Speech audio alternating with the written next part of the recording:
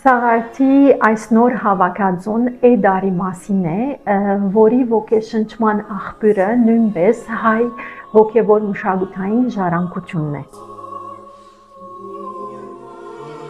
Էդարը հայերեն այբուբենի ամենահոգևոր ձայնավորն է, այն հնչում է ներսից և արտացոլում է հոգևոր լույսը։ Էն այստեղ ներկայանում է որպես մեկնակետ նյութականից դեպի անտեսանելին,